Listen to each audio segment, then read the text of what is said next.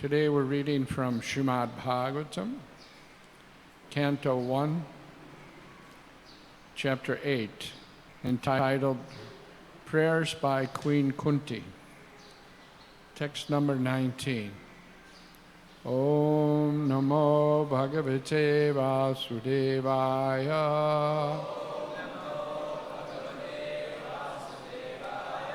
Om Namo Bhagavate Vasudevaya.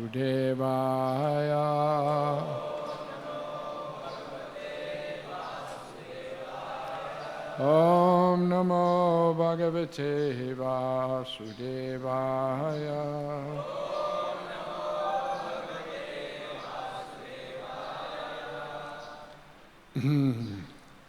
Maya Javani Kakchanam. Maya Javani Kakchanam. Agyadhoksa Jamavyayam. Agyadhoksa Jamavyayam. Na lakshase mudhadrisha. Na lakshase mudhadrisha. Nato natyadaro yata. Nato natyadaro yata.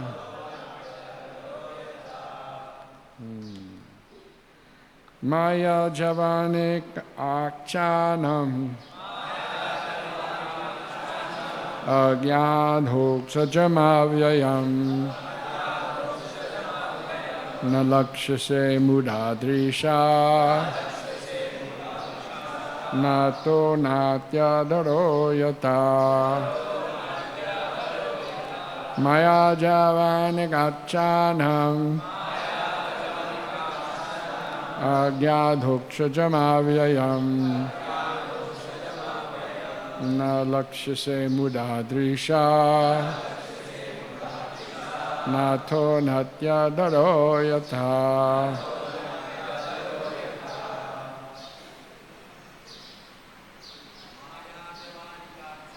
Maya javani akshanam. Agyadhoksha jamavyaya. Lakshade mudhadrisha.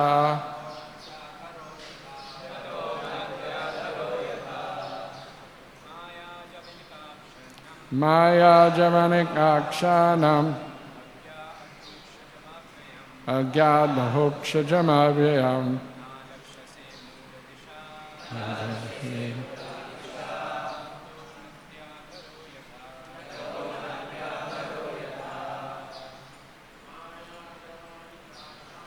Maya javanik achanam. Agyadhoksha jamavyayam. Na lakshase mudhadrisha. Yato natyadharo yataha. Ladies, Maya javani gakshana. Agyadhoksha jamavyayam. Alakshase mudhadrisha. Nato natyayado yataha.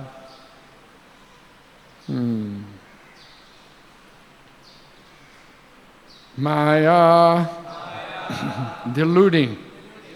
Jamanika curtain. Achanam covered by. Agya ignorant. Adhoksajam beyond the range of material conception. Transcendental. Avyayam irreproachable. Na not. Lakshase observed. Mudadrisha by the foolish observer. Nataha, artist. Natyadaraha, dressed as a player. Yatha, as. Translation: being beyond the range of limited sense perception, you are eternally irreproachable factor, you are the eternally irreproachable factor, covered by the curtain of deluding energy. You are invisible to the foolish observer, exactly as an actor dressed as a player is not recognized.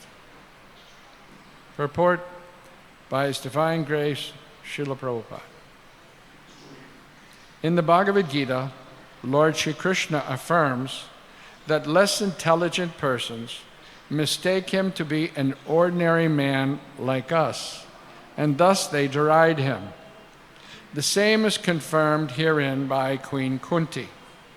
The less intelligent persons are those who rebel against the authority of the Lord. Such persons are known as asuras. The asuras cannot recognize the Lord's authority. When the Lord himself appears amongst us as Rama, Nrsimha, Varaha, or his original form as Krishna, he performs many wonderful acts which are humanly impossible. As we shall find in the 10th canto of this great literature, Lord Sri Krishna exhibited his humanly impossible activities even from the days of his lying on the lap of his mother. He killed the Putana witch, although she smeared her breast with poison just to kill the Lord. The Lord sucked her breast like a natural baby, and he sucked out her very life also. Similarly, he lifted the Govardhan hill, just as a boy picks up a frog's umbrella, and stood several days continuously just to give protection to the residents of Vrindavan. These are some of the superhuman activities of the Lord described in the authoritative Vedic literatures like the Puranas, Itihasas, histories, and Upanishads. He has delivered wonderful instructions in the shape of the Bhagavad-gita. He has shown marvelous capacities as a hero, as a householder, as a teacher, and as a renouncer. He is accepted as the Supreme Personality of Godhead by such great authoritative personalities as Vyas, Devala, Asita, Narad, Madhva, Shankar, Ramanuja, Sri Chaitanya Mahaprabhu, Jiva Goswami, Vishwanath Chakravarti, Bhakti Siddhanta Saraswati, and all other authorities of the line. He himself has declared as much in many places of the authentic literatures. And yet, there is a class of men with demoniac mentality who are always reluctant to accept the Lord as the supreme absolute truth.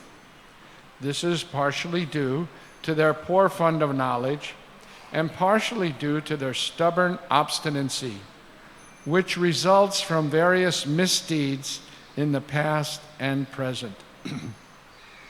Such persons could not recognize Lord Sri Krishna even when he was present before them. Another difficulty is that those who depend more on their imperfect senses cannot realize him as the Supreme Lord. Such persons are like the modern scientist.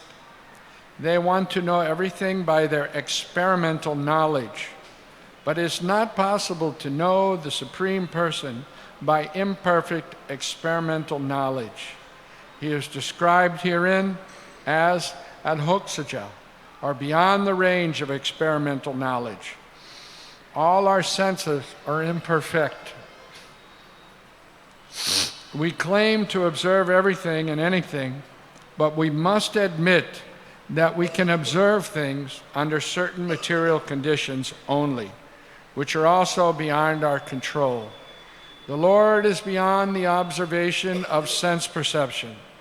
Queen Kunti accepts this deficiency of the conditioned souls, especially of the woman class who are less intelligent.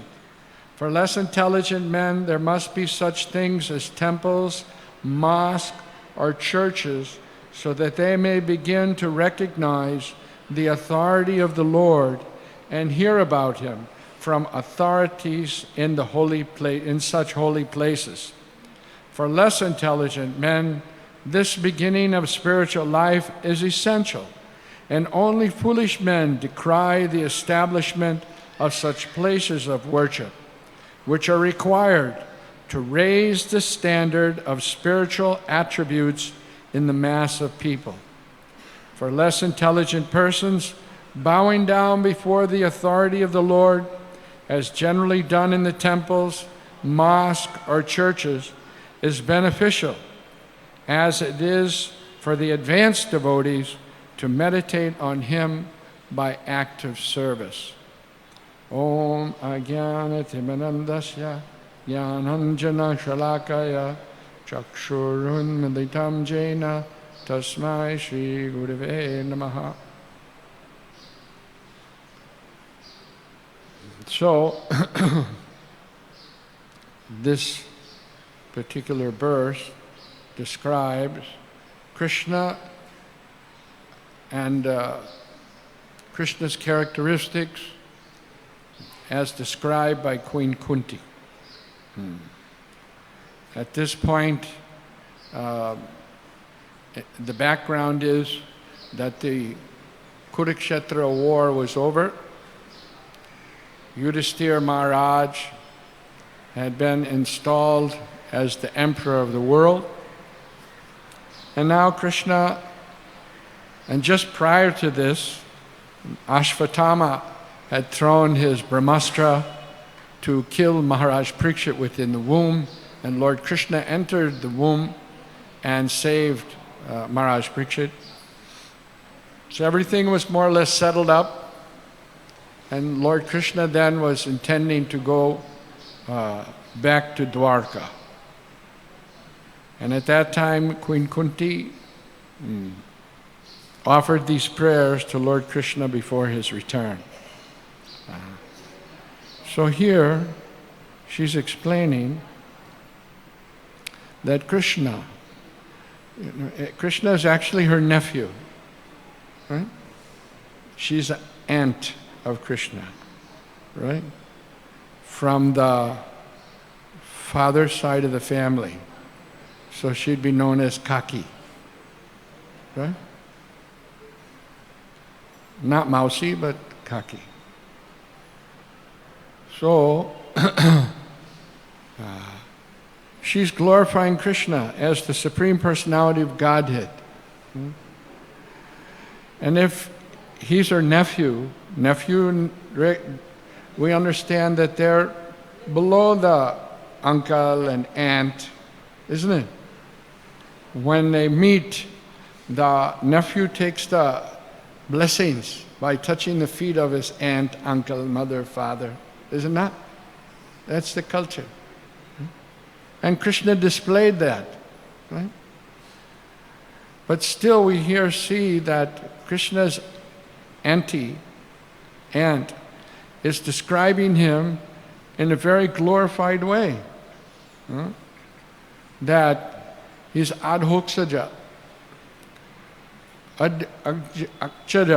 Akshara means what you can perceive. Adhoksaja means that which you cannot perceive. The Supreme Lord is not understood by mental speculation or the material senses. Atasha Krishna nama din habhavid graham indriyai.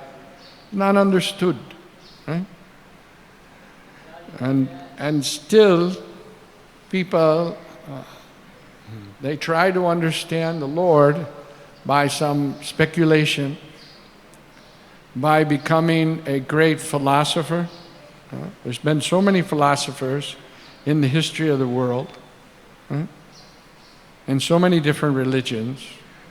But simply by philosophizing, you cannot know Krishna, right? Because he's adhoksaja. Why? And the other point that she makes here is that he is javanika achanam, maya, that by his own energy, maya, the illusory energy, he's covered. The word here is used as curtain. It's like covered by a curtain. Right? Just like the deities, the curtain is closed, you can't see the deities. Right? We know the deities are there, but the curtain is there, you can't see the deities. Only when the curtain is opened, then you can see the deities. Right? So that's the point that Kunti is making. Because Krishna has his Maya. Right? It's not anybody else's Maya, it's his Maya. And he covers the ability of the conditioned souls to know him by this deluding energy, Maya. And that comes in the form of the living entity identifying with this material world as being himself. Krishna is described in the Brahma Samhita as Satchit Ananda Vigraha, eternally full of knowledge and bliss. And the living entity is also Satchit Ananda, full of knowledge, in the pure state, full of bliss, and eternal. Right? But the living entity comes into this material world, and according to the three modes of material nature, and the Daivi Prakriti, the living entity gets a particular body. Right? And then the living entity identifies with that body. A dog is thinking, I'm a dog. A cat is thinking, I'm a cat. Right? And similarly, we have this human body, and we're thinking that I'm from a particular place. I'm American. I'm Indian. Right? I'm Telugu, or Gujarati, or Odia, or Bengali. Right? Right? But that's wrong. We're not this body. Neither are we any of these designations. But that Maya Prabhav is so powerful that we identify with all these designations. So for the conditioned souls that are caught up in this identification, the upadis, various upadis we have. Right? If you ask somebody, who are you? Oh, I'm Sharma. I'm from, Merit. I'm, so many different things that are connected to the body. Right? People don't say, oh, I'm spirit, soul, eternal servant of Krishna. They don't say like that. Right? And they have affinity for others. If they meet somebody else from Merit, then they think, oh, he's with me. Right? Isn't it? Immediately there's some bond, but it's all based on the bodily concept of life. This is the Javanika Achanam, Maya Javanika Achanam. So why is it there? It's there because Krishna puts it there. He reserves the right of not being observed by those persons who are don't have any devotion. Right?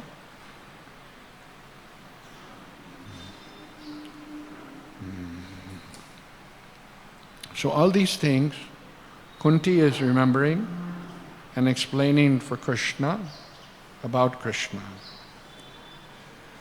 Still, Krishna is wanting that the conditioned souls come out of this delusion that they're separate from Him and come to their actual position of loving devotion to Him. He's interested in that. Right? And so what He does, He comes in various forms, mentioned here by Prabhupada, Lord Ram, Lord Nrsimhadev, Varaha, right? And He performs humanly impossible activities. Right? Humanly impossible activities. Nowadays, kids are enamored by Batman, Spider-Man, Superman. Right?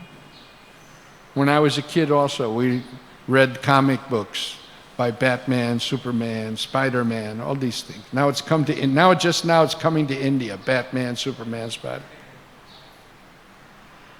The superheroes, right? But Krishna is the original superhero, the real superhero. Right? Srila Prabhupada explains how, when he was a small boy, they would come from this Calcutta city. He lived on what's now called Mahatma Gandhi Road, right? But at that time it was called Harrison Road, right? And he would go to visit his Mama Badi, which was in Taliganj, right? South Calcutta. So that time, when Prabhupada used to go there, that was all farmland. It was village. It was a village, right? So they would come in a horse carriage, Prabhupada said, and they would be discussing Ramayana, Mahabharata, and then they would hear the katha in that village. They would organize a Mahabharata katha or Ramayana katha. So Prabhupada said, as a small boy, we would go there and hear that, and then come back, and we'd be discussing, right? The superhuman activities of Lord Ramchandra and Krishna. And at night time, we'd also be dreaming about Krishna, Lord Ramchandra, Srila Prabhupada said. And previously, this was the culture, right? That people would, especially in the villages, they would have extra time on their hands, right? Because during the day there would be activities in the field or tending the cows. But when those were finished up, they had extra time. Nowadays, people don't have any time. No time. Mera paas samay nahi hai, they say. But we see they have time for video, they have time for so many different activities that they do. You know, this they have time.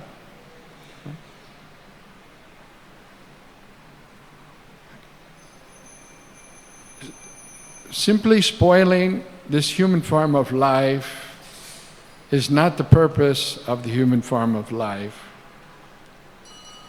Rather, it's to re-establish the lost relationship with Krishna. And that can be done by hearing about Krishna, right? By the process of hearing, attentive hearing. So, Krishna comes and performs his pastimes, and Prabhupada describes some of them, the wonderful pastimes of Krishna. Even as a small boy, he was performing wonderful pastimes. And Prabhupada talks about the Putana witch. She had come to kill Krishna and smeared her breast with poison with the idea that the small baby would suck her breast and he would die. But what happened? Krishna took her breast, but not only he sucked the poison, nothing happened, he even sucked out her very life, and she died on the spot. So sometimes people advertise themselves as incarnations Right? But what kind of incarnations are they? Did they perform such wonderful activities as Lord Krishna? Huh? Lifting Govardhan Hill, killing Putana?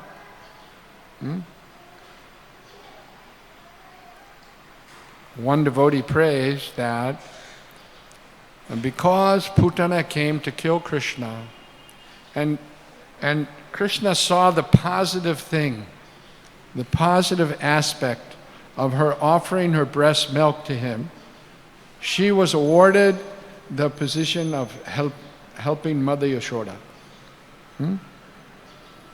So this devotee prays that who can find a more considerate, kind, and forgiving master than Krishna? Therefore, one should take shelter of Krishna. So he brings these pastimes so that we can hear the pastimes. Lifted Govardhan Hill, the pastime that was there to cut the pride of Indra. Indra's a devotee, right? He's a demigod. But he became proud. So that pastime was there, of course, to give shelter to the devotees and to show that Krishna is the real shelter. Right? Sometimes we think in this material world that there are so many shelters. Right? If I have a lot of money, then that will be a shelter. If my family members will be the shelter. My society, the Telugu Samaj will be my shelter. Right? And if they don't have any other shelter, they get a dog. And they think the dog will be my shelter. Right? I saw in America this time that it's amazing how many people are keeping a dog. So many people. Everybody's got a dog. I even see if they have a small dog, they carry it in the baby carriage, like a child. They carry it in their arms. They love dog very much.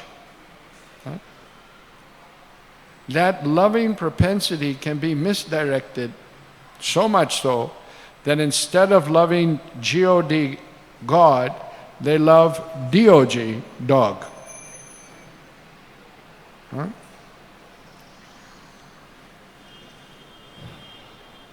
The process of Krishna consciousness, and specifically this transcendental literature of Srimad Bhagavatam, is to properly direct our loving propensity in the right direction, which is for Krishna, the Supreme Personality of Godhead, who cannot be understood by mental speculation, only by bhakti, only by devotion. Right? Can he be understood as he explains in Bhagavad-gita. So this verse talks about the mudha drisha. Why someone doesn't take shelter of Krishna. Why? Because they're mudha, foolish. Avajananti ma mudha manusim tanam ashritam. They don't take shelter because they're mudha. What is a mudha? Right? So Prabhupada talks that the persons that are attached to sinful activities, they are mudha. Right? Eating meat, illicit sex life, gambling, intoxication. Right? This is why people can't understand Krishna, why the curtain remains closed. Right? Because they're mudha drisha. Just like if there's an actor on the stage. Some actors are so good, and they get so involved in the part that even if they're not on the stage, they're still playing the part. We used to have dramas in our auditorium. We don't have so many nowadays. I don't know why, but we used to have dramas. So devotees would depict the pastimes. And there's a place called Mangala over there, I think, by that's Woodlands. They have Mangala. So they have all these crowns and costumes that you can rent, right?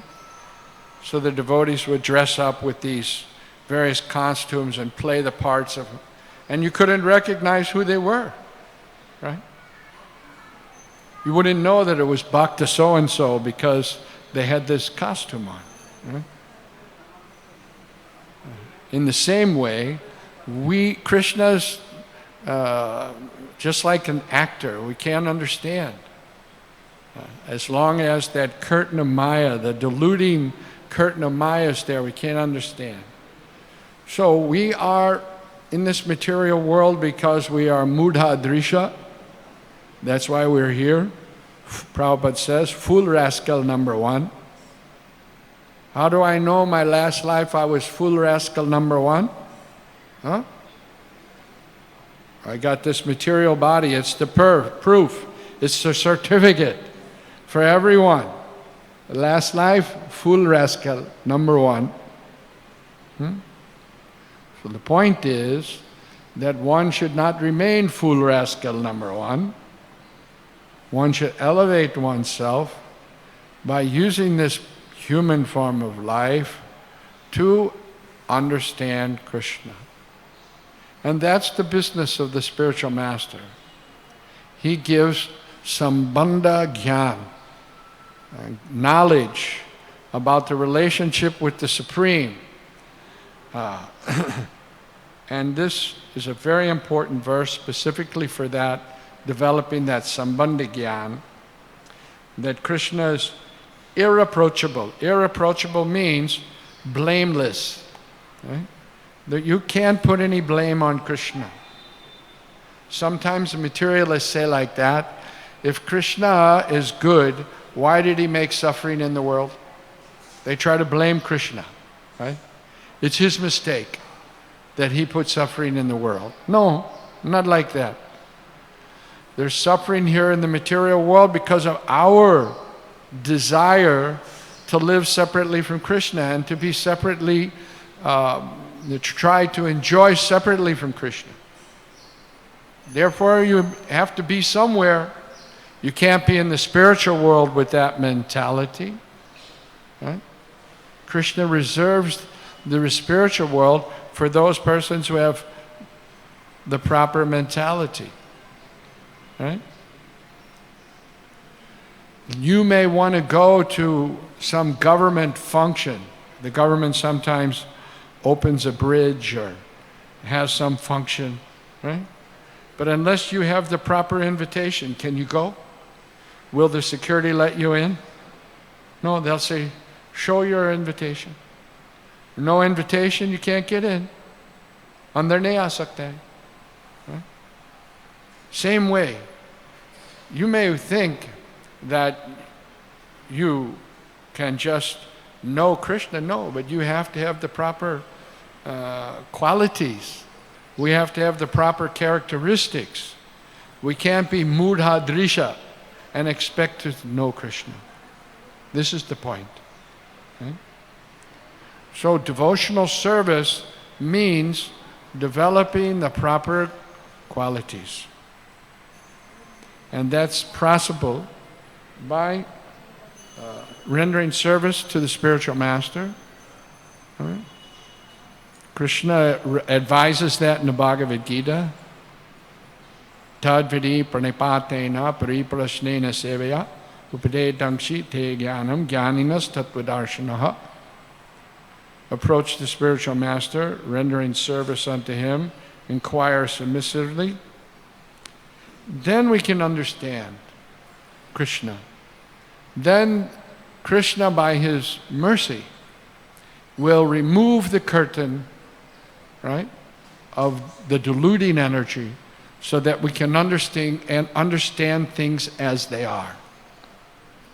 Just as at night, At nighttime, you can't distinguish what are the different things, right?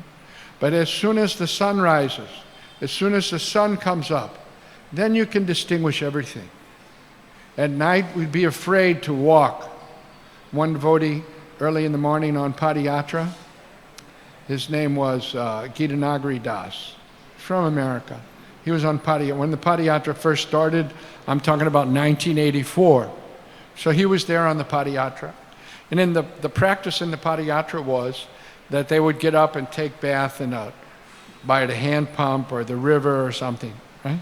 And relieve themselves out in the field. So he was out in the field, it was still dark out, and he fell down in a well. There was no water in the well, right? And he broke so many bones and things, right? So at night, if you walk around, you have to be very cautious and careful. Right? But as soon as the sun rises, right? As soon as the sun comes up, even if it comes up a little bit, right? The sun comes up a little bit. Arundhati, it comes up a little bit. Then you can see. You don't have to be afraid. So devotional service is like that. It enlightens the living entity. Even a little bit of devotional service. Even if we chant the holy name a little bit. Even if we chant with, namabhas, not the true reflection of the holy name. We get this understanding of who we are, what is our relationship with Krishna. And then as we go on performing more devotional service, as we go on chanting, Hare Krishna, Hare Krishna, Krishna Krishna, Hare that understanding of Krishna becomes more and more. So Prabhupada mentions an important point here in the purport about how, because at one time, especially in India and even around the world, people think, they used to go to the church and pray to God, please give us our bread. Right?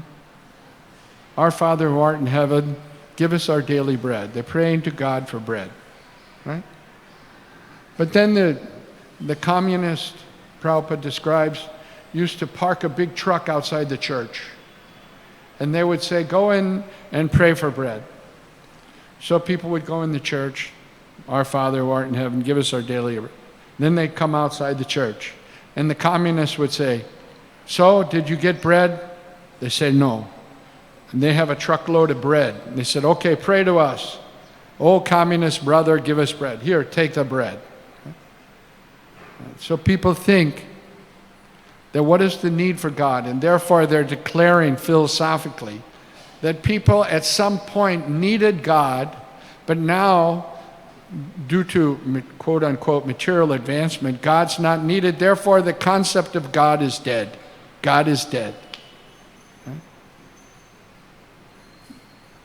However, this is all foolishness, and having churches, Prabhupada describes, is good because people go there and they recognize that there's some power outside of myself that's more powerful than me. And they offer their obeisances, they pray. So this is good. It helps people understand the existence of God. But then devotional service, this is for, Prabhupada describes, for neophyte persons. Right? And it's good. People get a little bit elevated by going to church or going to the temple or going to the mosque and praying. But higher than that is remembering the Supreme Lord by active service. By rendering service to the Supreme Lord, one will remember the Lord. If you, just like a man goes to the factory, he goes to the factory, and although he's working in the factory doing so many jobs, while he's in the factory, he's remembering all the time to bring money for his family. Right? Isn't it? The man is doing business in his office, he has a picture of his family. Right? So he's constantly remembering why he's doing that thing. In the same way, advanced devotional service means that we perform activities for the pleasure of Krishna, and if we're actually doing it for the pleasure of Krishna, we will think of Krishna. This is higher, this is advanced religion, advanced spirituality.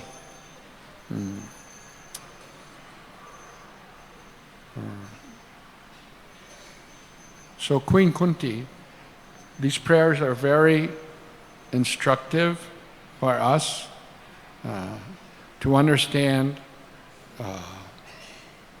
what is the position of Krishna, what is our position in relationship to Krishna. And if we study these prayers, we will be able to reawaken our lost relationship with Lord Krishna. So, are there any questions, comments, reflections, corrections, etc.? Yes, microphone. Don't be afraid to ask questions. I'm ready to answer whatever it is that you want to know. Thank you very much, Prabhuji, for explaining this wonderful verse, prayers of Queen Kunti. So, Prabhuji, you mentioned that how we already have this loving propensity and especially love for Krishna. But now it's covered and misplaced, directed in other places. And we understand from the Shastras that by doing this Shravanam and Kirtanam, hearing the pastimes of Krishna, we can revive that love. But now, in our conditioned stage, we don't have such interest. We have interest in so many things, politics, cricket, and other things. But the interest is not there, although we have come in the process. So what steps we should take to develop that interest, that we regularly do it and get taste? And Yes, by regularly performing activities in relationship to Krishna, one will develop a taste for them. One devotee asked Srila Prabhupada,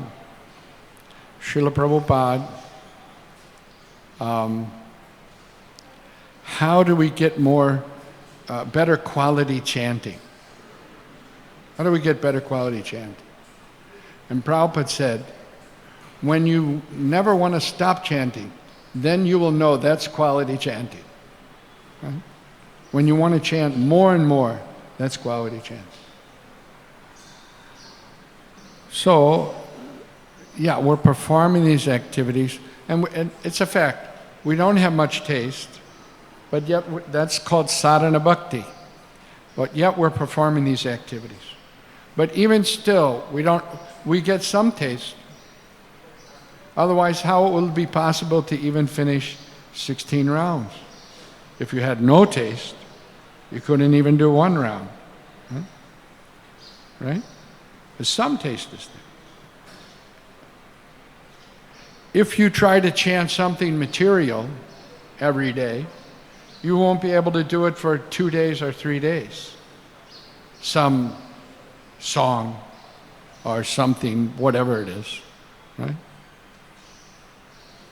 But you can chant every day the Hare Krishna Maha Mantra because we get some taste. Now the question is how to increase that taste.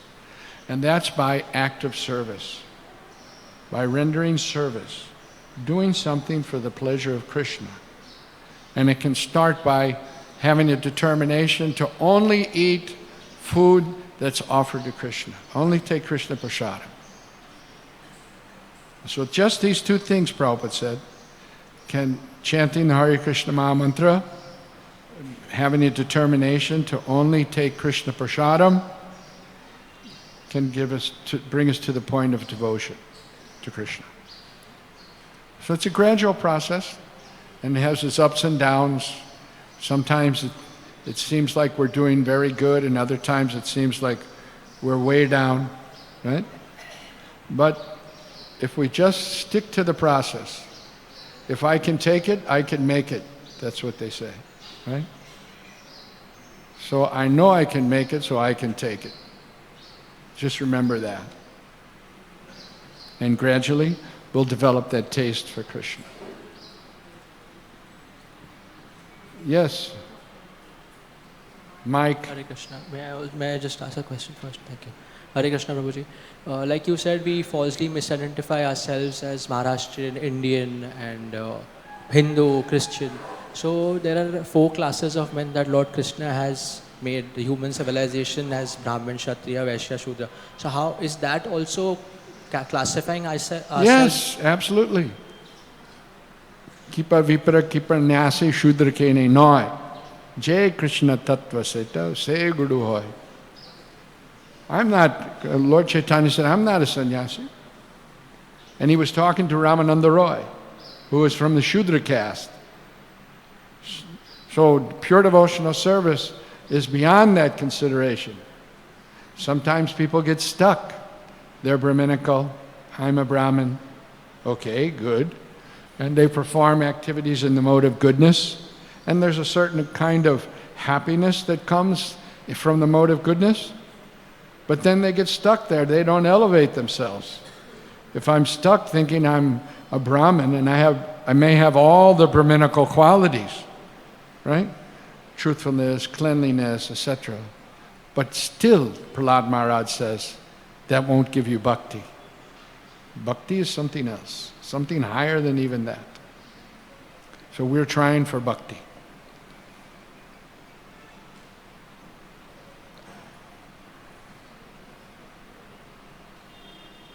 Nice class, Prabhu. Prabhu, in the purport, the last line it is mentioned that the advanced devotees, they meditate on Krishna by active service. Yes. So, generally I observe, Prabhuji, that when some seva is given, some seva service is given, my target is to complete it nicely, properly, in a proper fashion. Remembering Krishna, meditating Krishna is like, it's not there only. So how we can practice this, Prabhuji? Well, we're doing activities, but we should know who we're doing as activities for. Just like you may be washing the plates. After the offering, they wash the plates. Have you ever done that seva? Yes. So whose plates? Krishna's plates, right? And if we remember these are Krishna's plates, and I should do this service nicely, that's meditation by active service. Just like the preachers go out and they realize that the conditioned souls are suffering in this material world, and that if they take to Krishna consciousness, people can become actually happy. So they're identifying with the people as being part and parcel of Krishna. And they want to try and help them. That's the preacher's mentality. So that is the higher form, advanced form of meditation by active service. Everything in relation with Krishna. The pure devotee of the Lord doesn't see anything without relationship to Krishna. Is that okay? I want to take a few minutes and talk a little bit about His Holiness Gaur Govinda Maharaj, my experiences with him. Is that okay? So, at one point in our movement's history, this is like 1975, Prabhupada had given sannyas to some devotees, and they had left sannyas. So at that point he said, no more sannyas. I'm not giving the moratorium. No more sannyas. So the moratorium on sannyas was going on, and this was in 1975, after the Gaur Purnima festival. The Vrindavan temple opening was supposed to happen, and at Ram Nomi. So between Gaur Purnima and Ram Nomi, there's almost 1 month is there. So the plan was, Srila Prabhupada was going to do a Pandal program in Hyderabad, right? So the devotees, we all packed in a train, the whole bogie was devotees, and we went from Mayapur to Hyderabad by train. and there was a big pandal in Hyderabad, very big pandal. So after the pandal program, the devotees again got in a train. It was all just devotees, and went to Vrindavan, Mathura. So while we were traveling there, I noticed this one Indian gentleman. The whole bogie was foreigners. It was all foreigners. No, hardly any. Maybe Haridas was there, the only Indian. Everybody else was foreign. But I noticed this one sadhu, and he was sitting by the bathroom on his suitcase, right? He didn't talk to anybody else. He was just sitting there. And I thought that time, who is that? He's very humble and by himself. And later on, we got to Vrindavan, and the installation happened on Ram Navami, and then Srila Prabhupada was going to do an initiation ceremony on the Purnima. That's Balaram's Ras Purnima. Right? So I had gotten the information that Srila Prabhupada at that initiation ceremony was going to give 2 devotees against, although there was a moratorium, he agreed for 2 devotees that they could take sannyas. And I was going to get second initiation at that time. So I sat down in the yagya, and many devotees were there. And these 2 devotees, one of them was Tripurari, and the other one was this devotee that I saw sitting by the bathroom all by himself, and I came to know this is Gaur Govinda. He took sannyas at that time in 75. And how he joined is very interesting. He was traveling around different places in India looking for guru, right? And someone told him about Srila Prabhupada, and he came to know from the devotees that early in the morning Srila Prabhupada would take a walk in Vrindavan. This is maybe a year or so before the opening. So he was going on the morning walk with Srila Prabhupada, and eventually he was asking some questions, and he was speaking back and forth with Srila Prabhupada, and Prabhupada was instructing him. And this happened and every morning for like 5 mornings in a row. He would come, he would ask questions, Prabhupada would answer his questions, and then when the Prabhupada's morning walk was over, he would go in the temple, and this new devotee would go off on his own. Right? And they were speaking I think they were speaking in Bengali, but I'm not exactly sure. But at least it was probably Hindi, because the other devotees didn't know what they were talking about. And they were all foreigners, right? Nobody knew Hindi at that time, except for Akshayananda Maharaj. He knew Hindi pretty good. So after 5 days of this, going out with Prabhupada and coming back, then they came to the front gate, and every other day he would just walk off. But this day, Srila Prabhupada turned to the devotees and said, from today he is going to join us. Give him accommodation. So after 5 days of speaking with Srila Prabhupada on the morning walk, Gaur Govinda Maharaj surrendered and joined the temple. And when he got first and second initiation at the same time. Prabhupada gave him. And then he told him, because somebody donated some land in Bhubaneswar, and he told him, you go there and sit. So he did that, all by himself, in this land in Bhubaneswar. It's not really in Bhubaneswar. At that time it was outside Bhubaneswar. After Srila Prabhupada left, some other devotees and myself, we were on traveling Sankirtan. We would go from place to place on the train, and we had a big trunk of books, right? So we would offload that trunk of books and sell books. I remember we went to Dwarka, and we were there in Dwarka temple, and they made us sign a paper that we were Hindus. Otherwise, they wouldn't let us in. We had to sign a paper. We're Hindus. And we would make a book table there. Every evening, the people would come for darshan. We were selling Prabhupada's books. And if you've ever been to Dwarka, you know, Dwarkadish's temple is here, and just opposite him is his mother, Devaki.